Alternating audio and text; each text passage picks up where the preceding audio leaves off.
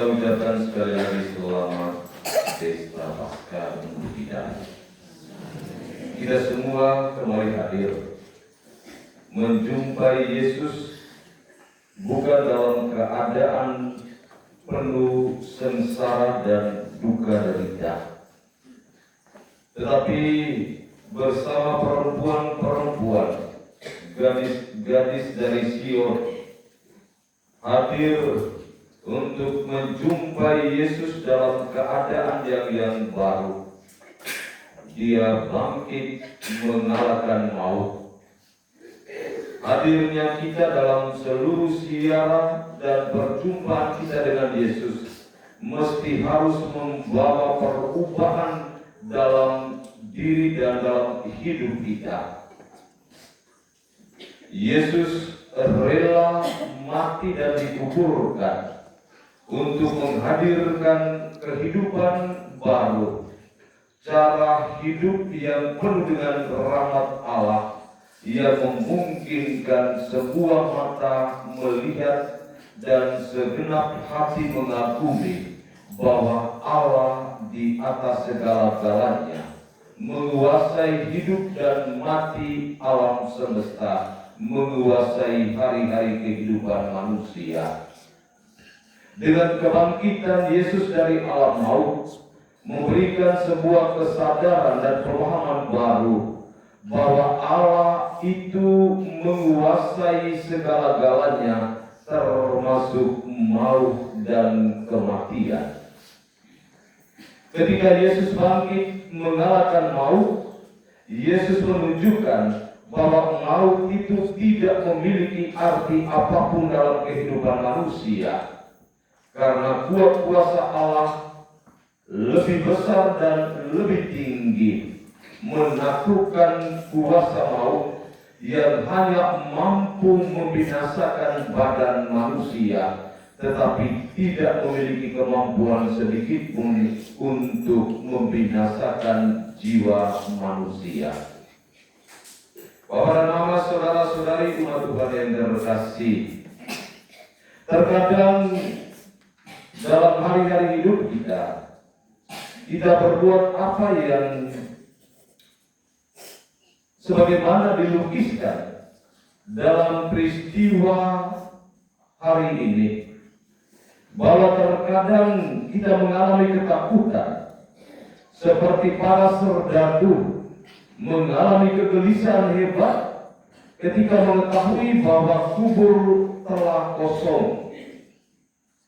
Lalu dengan pikiran manusia, mereka mencari jalan, bertemu dengan tua-tua orang-orang Yahudi.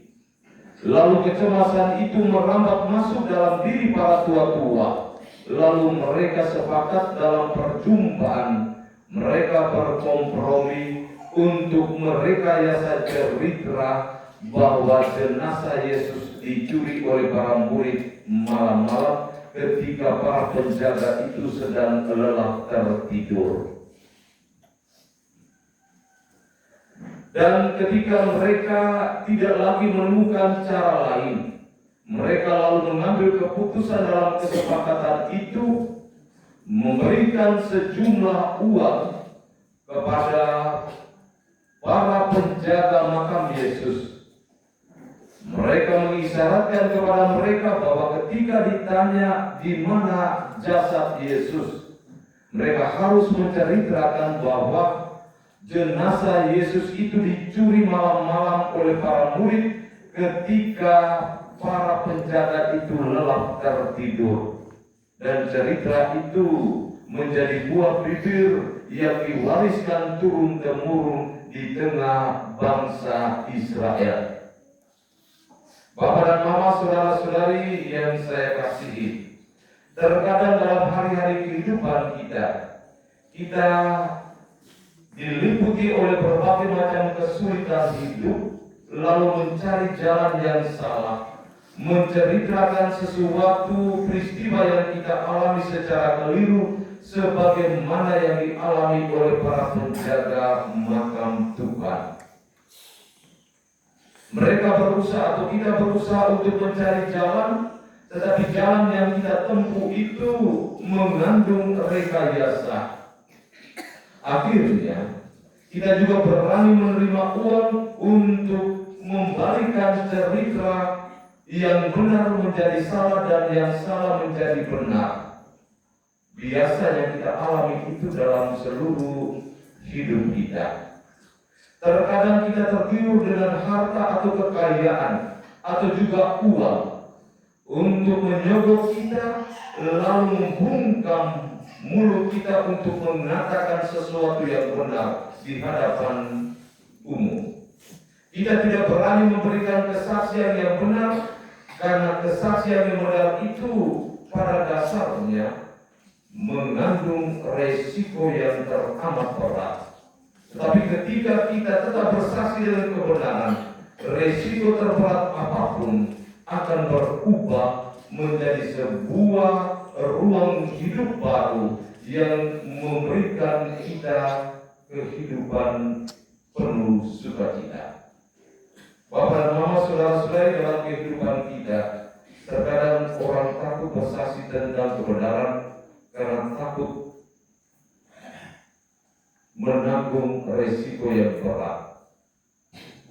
Karena dunia ini diliputi dengan berbagai macam kepalsuan hidup, kejahatan yang rentan dengan berbagai macam hal yang bisa memungkinkan mereka mengalami sukacita secara instan.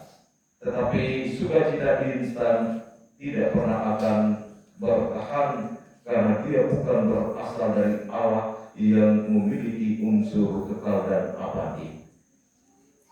Bagaimana dengan kita ketika kita mengenangkan kembali peristiwa Paskah?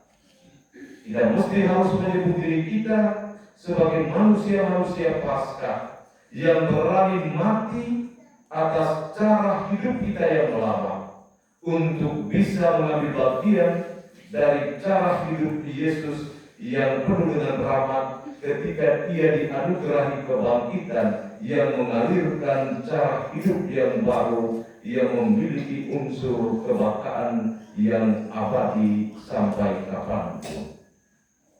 Bapak dan Mama, saudara-saudari, mari kita merenungkan peristiwa Paskah ini di mana saja kita berada, dalam suasana gembira ataupun suasana derita penuh tantangan. Karena ketika kita menghadirkan diri kita sebagai manusia Paskah, segala persoalan dunia akan diselesaikan oleh Allah tepat pada waktu yang indah bagi kita. Sekali lagi Tuhan merahmati kita dengan berkat berlimpah karena kebangkitannya sungguh dahsyat berpengaruh bagi dunia dan bagi hidup manusia. Tuhan memberkati kita sekalian.